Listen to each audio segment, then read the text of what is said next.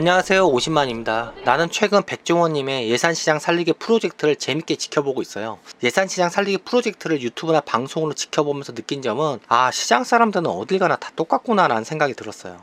지자체와 백종원님은 팔을 걷어붙이고 순수한 마음으로 지역 상권을 살려서 소멸되는 지방을 지키려고 하는데, 문제는 예산시장 안에서 장사를 하고 예산시장 안에서 먹고 살아야 하는 사람들 중에 몇몇이 제대로 고춧가루를 뿌리고 있어요. 처음 장사가 안 되고 사람이 없을 땐 두 팔 벌려서 백종원님을 맞아준 상인들, 하지만 음식 레시피를 얻고 백종원 거리력 언론에 오르면서 유명세를 타고 사람들이 몰리니까 상인들은 손님들이 영원히 이렇게 많을 줄 알고 있어요. 이젠 백종원님이 없어도 된다 싶은지 백종원님의 간섭이 귀찮고 짜증이 나기 시작합니다. 시키면 시키는 대로 하는 신용이라도 해야 하는데 이제 먹고 살만하니 대놓고 못하겠다고 해요.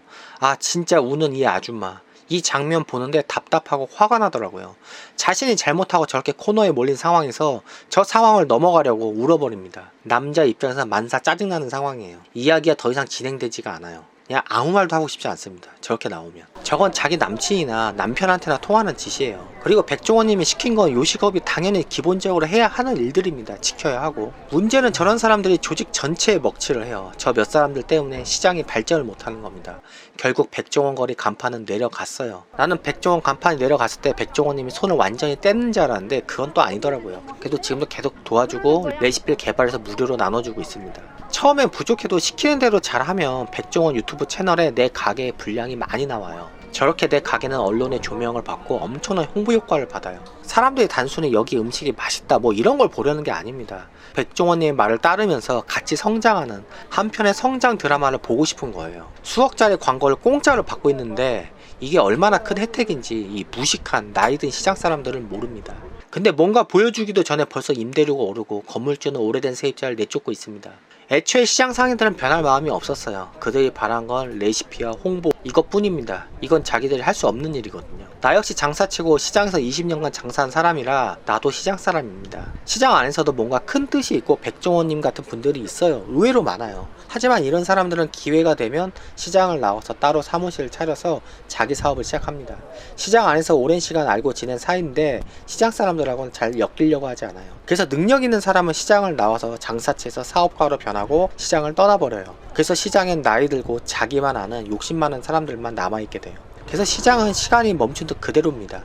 전통 시장이어서 변하지 않는 게 아니라 사람이 변하지 않는 거예요. 시장에 젊은 사람도 있지만 이들 대부분 직원이에요. 그게 아니면 사장의 자식들이나 조카. 젊은 사람들은 한 15년 전부터 시장 상가에 들어오려고 하지 않았습니다. 내가 25살 때부터 비어있던 상가는 아직도 비어있어요. 시장은 젊은 사람을 품지 않아요. 내가 막내로 시장에 들어왔는데 15년이 지나 중년이 됐는데도 내가 상가에서 막내였거든요. 다들 말로는 새로운 걸 받아들이고 변해야 한다 하지만 다들 말뿐이에요. 시장 사람들 얼핏 보면 똑똑한 것 같은데 의외로 무식한 사람들 많아요. 뭔가 추진력이 있고 진취적인 것 같은데 책 한 줄 안 보는 사람들. 과거엔 시장 사람들 머리 좋은 사람들 많았습니다.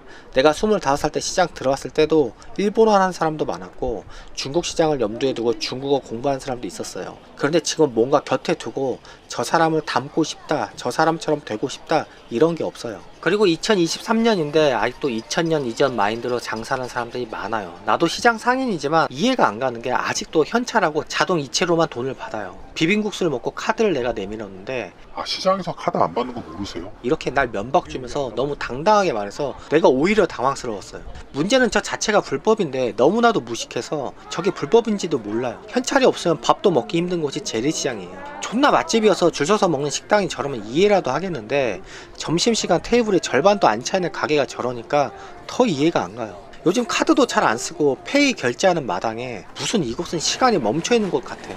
시간이 가면 갈수록 카드 받는 것이 언젠간 늘겠지만 아직도 카드 사절하는 가게가 많아요. 내가 13년 전에 장사가 안 돼서 접으려고 하는 노점 거래처에 카드 단말기 설치하고 카드도 받으라고 했습니다. 그리고 사람들은 노점이 당연히 카드 안 받을 거라 생각하니까 카드 환영 팻말을 붙이라고 했어요. 처음엔 거래처가 그래봐야 뭐 되겠어 하는 마음으로 그냥 어거지로 그냥 내 말대로 하긴 했는데 아마 저 노점이 거의 처음으로 카드 받은 곳일 겁니다. 진짜 거짓말 안 하고 카드 받고 나서 매출이 2배 이상 올랐고요. 매출의 60% 이상이 카드 페이 결제에서 나왔습니다. 이미 오래전부터 현금 거래는 사라지고 있었어요. 물론 카드를 받기 위해선 사업자 신고를 해야 했지만 당연히 세금도 내야 하는 거고요. 요즘은 쌍팔년도가 아니어서 세금 안 내고 돈 벌면 그 돈 제대로 쓰지도 못하고 통장에 넣어놓지도 못합니다. 그래도 저 당시에 사업자 신고를 해서 코로나 때 지원금도 받은 걸로 알고 있어요. 물론 코로나가 너무 길어져서 결국 노점을 접었지만요. 한국의 대표 상권인 동대문 시장도 쇠락한 지 10년 넘었고요. 남대문 시장은 그냥 나이 든 사람들이나 물건 사는 곳이란 인식이 강해요. 그나마 동대문, 남대문 시장이 관광객, 중국, 대만, 일본 보따리상 때문에 버티는 겁니다. 사람들이 재래시장을 안 찾는 이유는 일단 비쌉니다. 뭘 사든 비싸요. 싼 걸 찾아보기가 힘들어요. 싼 물건도 있는데 그건 싸구려라 싼 겁니다. 예산시장도 장사 좀 된다 싶으니까 가격이 오르고 음식의 질이 떨어져요. 그리고 시장 사람들이 굉장히 폐쇄적이에요. 변화를 존나 싫어합니다. 뭔가 변하면 내가 불리해질 것 같아. 뭔가 변하면 나보다 못한 놈이 잘 될 것 같아. 그래서 변화를 존나게 싫어해요. 그래서 뭐 되는 일이 하나도 없습니다. 저렇게 변화를 싫어하고 사사건건 반대하는 몇몇 상인 때문에 재래시장이 망해가는 겁니다. 낮에 가서 헌한데 사람 하나도 없어요. 왜냐? 어둑직직해야 뭔가라도 구워 먹고 싶고 한 잔 먹고 싶지. 지금 여기서 식초 팔고 간장 팔고 하는 매출 해봐야 얼마 안 돼요.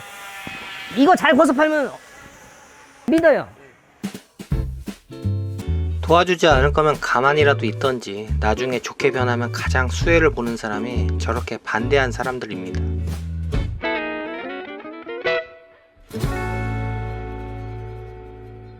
시장 상인들은 나라가 자신한테 해준 게 뭐가 있냐 말하는데 일반 자영업자나 근로자가 저런 이야기하면 내가 수긍하고 인정해요. 하지만 전통 재래시장에서 장사하는 사람은 저런 말 하면 안 됩니다. 지자체나 국가에서 엄청 지원해줘요. 요즘 전통 재래시장 가보세요. 대부분 길 다 깨끗하고 현대식으로 바뀌었습니다. 그 나라에서 다 세금으로 다 바꿔준 겁니다. 길도 넓혀주고 조명도 밝고 이쁘게 만들어주고요. 벽화도 그려줍니다. 그거 다 시장 상인들 장사 잘 하라고 그냥 공짜로 해준 거예요. 난 솔직히 아주 굉장히 그거한테 고맙습니다. 그리고 시장 상인들이 온라인하고 마케팅을 못하니까 누구나 신청하면 온라인 판매, 마케팅 강의는 공짜로 수강할 수 있어요. 근데 이것마저 안 하니까 서울시에서 예산 지원을 받은 스타트업 기업에서 시장 물건을 제품 사진까지 찍어 올려주고 마케팅도 해주고요. 고객 주문도 받아줍니다. 근데 상인들한테 수수료를 전혀 안 받아요. 일반 자영업자에 비해서 전통시장에서 자영업하는 사람들한테 나라와 지자체가 엄청난 혜택과 대우를 해주는데 정작 그 안에서 장사를 하는 시장 상인만 그걸 몰라요. 무식해서 모르는 겁니다. 꼭 돈으로만 받아야 도움이라고 생각해요. 젊은이들이 재래시장을 안 오는 이유는 간단해요. 살 게 없고 쇼핑이 불편합니다. 카드도 안 받고요. 지금 시장에서 장사 잘 되는 집 보면 뭐 대단한 상수를 부리는 게 아니에요. 그냥 온라인 하고 카드 손님 받아요. 이게 답니다. 나도 시장 상인인데 재래시장에서 물건 안 사요. 마트 갑니다. 거기가 더 편하고 쾌적해요.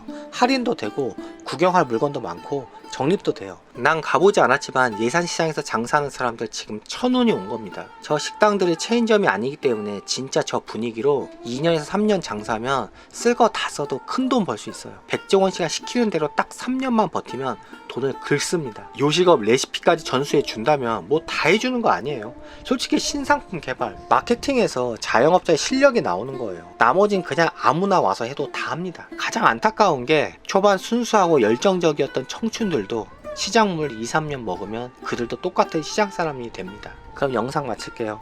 안녕히 계세요.